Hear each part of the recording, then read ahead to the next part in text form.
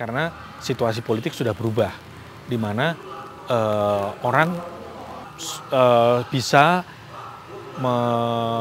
mengkritik atau membuat pernyataan-pernyataan yang tidak setuju atau mengkritik pemerintah. Di mana pada zaman Orde Baru itu tidak mungkin terjadi. Nah, dari situ ketika setelah reformasi, kemudian saya berpikir bahwa ini pasti akan suatu perubahan besar. Apakah saya masih akan tetap di situ atau saya berubah? Nah, pada saat saya mempertanyakan itu, kemudian saya sampai pada satu pertanyaan, siapa saya sebenarnya gitu. Kenapa saya harus memikirkan hal ini gitu. Saya harus kemana? Ya. Jadi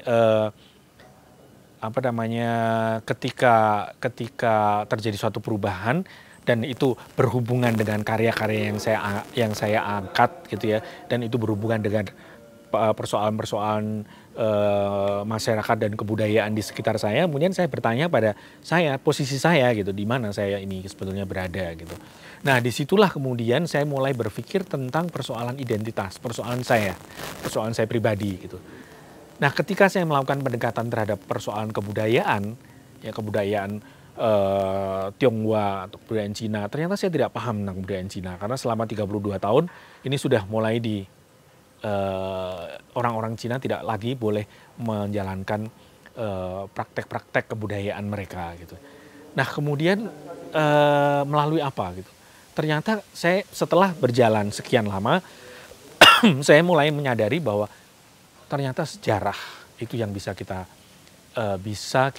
dari persoalan sejarah saya bisa merunut persoalan-persoalan atau identitas saya ini sebetulnya siapa.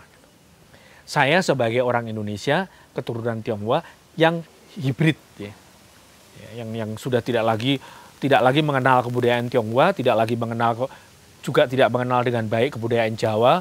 Apakah Jawa itu Jawa kampung atau Jawa yang mana pun saya tidak paham betul gitu. Nah, di sini saya mulai melihat bahwa ternyata persoalan sejarah itu menarik sekali buat saya gitu.